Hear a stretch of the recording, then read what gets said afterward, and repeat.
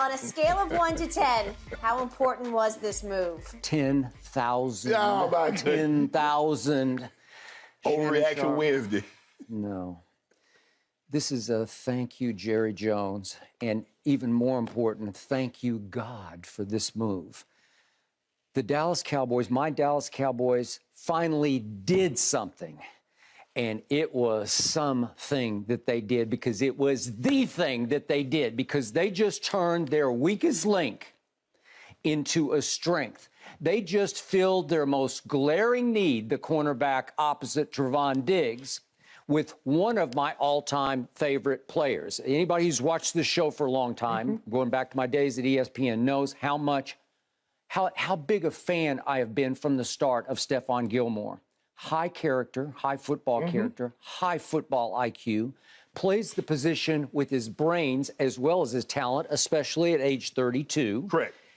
Big game, big playmaker, defensive leader, quarterback on the field, oozes credibility, and finally, Mr. Sharpe, I don't have to fret and sweat anymore about Anthony Brown at that other corner, or Boss Man Fat at that other corner, or Nashawn Wright at that other corner, or Mackenzie Alexander, or Trayvon Mullen, or any of the many that we have tried and failed with opposite Trevon Diggs. I wanted Jalen Ramsey. I told you that from the start. Miami went and got him. And I said, Jerry, wake up. What are you doing? But I got to tell you, I didn't see this one coming. I didn't even know he was available. I think Stephon Gilmore will be a little more valuable to my team than Jalen Ramsey would be. I'm not saying that he's as athletic or as explosive as Jalen is at his stage and age, but just in overall impact on the locker room, in the defensive huddle, at that position, just manning that position and playing it the way you're supposed to play it. Listen, Jalen, as you know, he is flammable. He is beatable. He is torchable on occasion.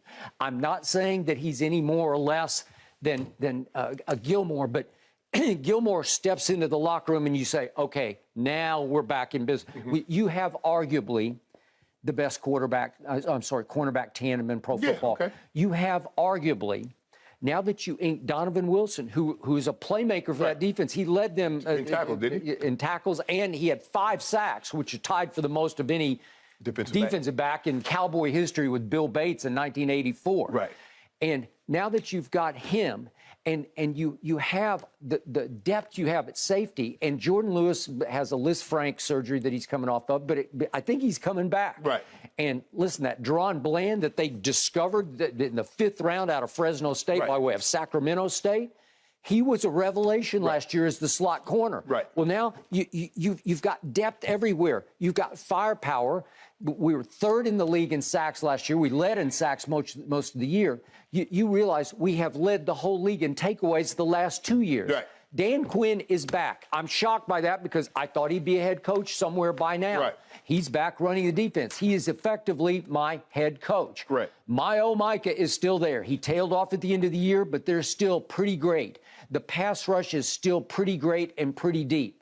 All of a sudden, I think that Stephon Gilmore allows my defense to at least rival San Francisco's defense for the best defense in pro football. You asked me, how far can the defense carry you? I told you last year, we'll go as far as the defense carries me. It's just a matter of they got considerably better because they had one incredibly weak link over there on that one side, because you want to talk about torchable. Do you remember Anthony Brown, if we go back 2 years to that Thanksgiving Day game against Derek Carr? Every time I looked up, Anthony Brown was running after somebody, right? Or PIing somebody. So they inked Leighton Vander Esch. I thought Wolf Hunter would be gone, and they got him for a song because he's been so hurt. He missed the last 3 games last year.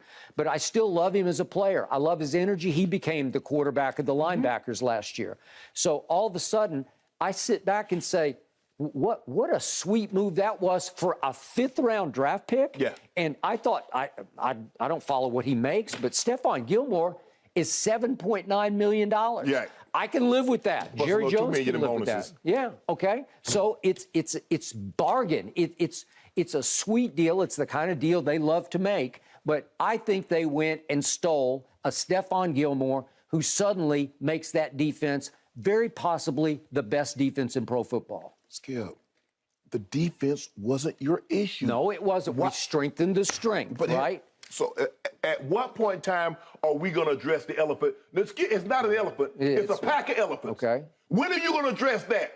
Now, you just mentioned your defense. They finished 5th in points allowed, 3rd in sacks, 9th in red zone touchdown allowed. You gave up 19 points in a playoff game, and you lost 19-12. Nobody said the Cowboys got knocked out of the playoffs because of their defense. What was everybody saying that Monday morning when you were not going to advance? Heck, what was I saying? It was your quarterback. At some point in time, Skip, you're going to have to stop sticking your head in the sand. I know I like Gilly too, and I believe Gilly will help your defense. Yep. But guess what? You're going to probably lose 12-9. You'll probably lose 10-7 because your quarterback, despite missing 5 games, was tied for the league in interceptions. So in other words, turnovers is in his DNA. He had 3 pick sixes. And do you remember the turnovers in that playoff game? They took points off your board, helped San Francisco put points on theirs. So I like Stephon Gilmore. I like Gilly. He studies. He understands patterns. He understands tendencies. And so, you're going to get him maybe on a double move, something. Yeah, sure. But more times than not, he's going to get you. More times than not. But your quarterback puts the ball in harm's way at the most inopportune of times because all turnovers aren't created equal, Skip. You know that an interception in the first quarter doesn't have the same weight as an interception in the fourth quarter. Yep. And that's when he was throwing his picks in the fourth quarter. Yep. So, hey, I like it in Cowboys. They keep, strengthen the strength. When are you going to fix that weakness? Skip, your roof leaking. Why you keep on buying? Why you keep buying a washer and dryer? Why you buying a refrigerator? It's funny you bring that up. My roof, as we speak, is literally leaking. It is. We had to put down buckets last night. Well, everything's leaking. Okay. All right. Okay. We're drowning here in Southern California. Yeah. But go ahead. And so, Skip, that's the thing. You keep addressing issues that isn't your problem. Your tag is expired. Nothing wrong with the spark plugs. There's nothing wrong with the engine or the catalytic converter. I see people getting shot and killed by catalytic converters. I don't know what's going on with that. But Skip, your quarterback, you said I'm done with that. I am. But you praise like this move. You still got that. Once upon a time, in the year 2000, you were a Baltimore Raven. Yes. You actually won a Super Bowl with Trent Dilfer at quarterback. Yes. I think Dak's a little better than Trent Dilfer. Yes. I think he is, just a little. Not a lot, because Trent wasn't bad. No. Okay? But I think he's a little better. I think you can figure out a way to overcome him. If you have the best defense in pro football, and I'm not saying it's Ray Lewis's 2000 defense because I'd never seen anything like that this side of the 85 Bears. They won't. But as you kept saying down the stretch, especially in the playoffs, they just needed big play Shea to make one big play. That's all you needed because you could win a game 3-0, 6-3, whatever. But in order to play that style of football, what couldn't the quarterback do? Turn it over. No. So we played 4 playoff games. Trent had 1 turnover. We turned the ball over 1 time in 4 playoff games. How long was a stretch in which Dak did not turn the football over? Did he ever go more than a game without a turnover? No. Maybe the only time he didn't turn the ball over was that game against Tampa. And we know Tampa. That was it. And Tampa was bad the entire season. Just bad. Everything was bad and wrong. Their defense was crumbling. We took advantage. Yes. But at least Dak showed you that's his max. He is capable of doing that on the road there. He always plays well there for some reason. He likes it fits him. It fits his eyes somehow. But the point is, this move gives me a chance to overcome him, a little better chance of overcoming Dak Prescott. Well, it just does. Okay, we blew leads, big leads. Insurmountable, I thought, leads at Green Bay and lost in overtime, and at Jacksonville and lost in overtime to 2 very good teams. And what happened? What spearheaded that? What did Dak do? There had to be some role your quarterback played in that situation. He just fell apart down the stretch of both games. at Green Bay, he just disappeared. He had the ball 5 more times and just couldn't do anything with it. And you mentioned Jacksonville. Jacksonville got the ball first in overtime. They did. Your defense turned them over. Stopped them. Yeah. And then what did Jack do? Stopped them cold. We lost the coin toss and stopped them cold. And right away, Dak, well, he handed it to Tony Pollard for 21 yards, and then it started to sputter, and then he forced the ball. By the way, there's no more Noah Brown. Oh, man, He's gone. No more Noah. We even got out from it's like he was our Russ almost, our Russell Westbrook. He need to come out here, and Noah need to bring the ark out here. I know. We do need Noah out here. I wish he had come out here to save me and save my house. But the point is, I don't have anything against Noah Brown, but it seemed like he was always in the middle of something going wrong with Dak. Right. That for some reason they were off. At the end of the Raiders game I talked about on Thanksgiving 2 years ago, in overtime, we won the toss and got the ball. And on the big third down, it goes to Noah Brown. It was a little behind him, but he just couldn't hang on. Right. In this game, it was maybe it actually just hit him right in the hands, and he pops it right up to a pick six. Right. Okay? It's just who we are, what we were. Can Tony Pollard come back off the terrible injury? It's career-threatening injury and needed that tightrope surgery. Right. Can he come back? They tagged him, okay? Can he help carry the offense to another level? I don't know. You just mentioned, I don't know if it's how accurate it is, but there are reports that Zeke is done in Dallas. Clarence Hill reported. Could be Junior. Okay. Said as early as today it could be possible Zeke getting released. Okay. Well, are we shocked? No, we're not shocked. No. And should it maybe have happened a year ago? Maybe it should have. But again, he was the bell cow again last year. That doesn't mean that he possibly won't get re-signed. No. But they just can't keep him. They can't keep him at that number. Okay. Very good point. So the big picture here, the big point is that Jerry actually got up and did something when they never do anything. And it wasn't a pure free agent signing, right? Yeah. But they say they're going to move to bring back Dante Fowler. He had 4 sacks last year. And I look at the sacks, and they can get after the quarterback. Thank you. And Donovan Wilson was a big part of that, and he's still I was afraid we were going to lose him and Wolf Hunter. Nope, they're back. But Skip, as much as you guys can take the ball away, as much as you can put the quarterback on the ground, your quarterback can give it away. And that's your problem.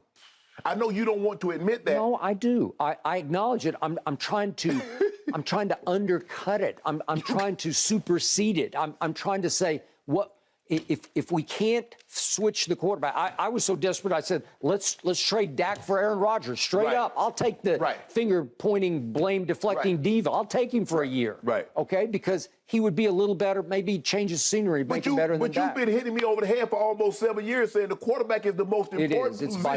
by far. So how do you overcome a bad quarterback play? Yeah, I don't think he's bad.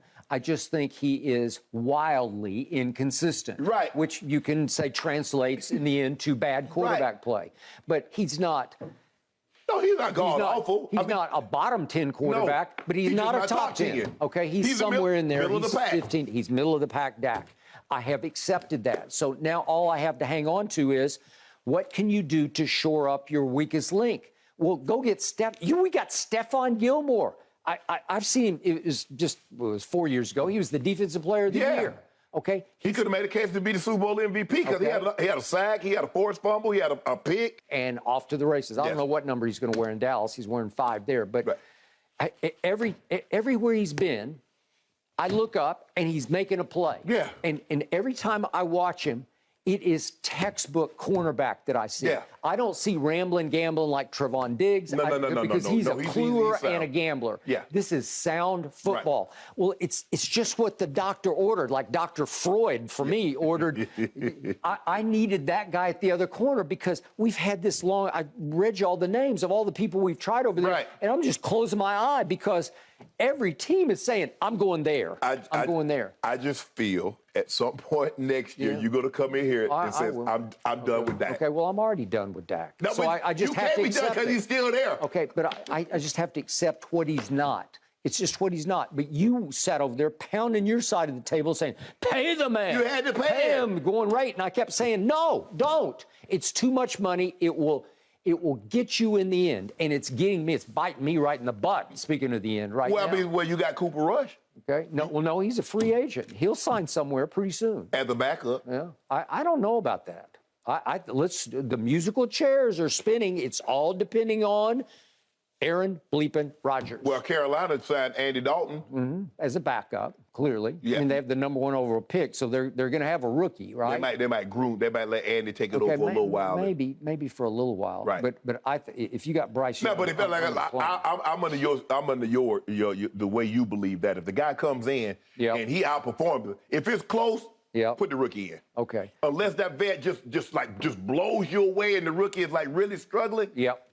Put the rookie in. I'm going with the rookie. I'm going to bite that bullet. No matter what. Because it's just going to speed his process up, right? It's going to speed his growth up.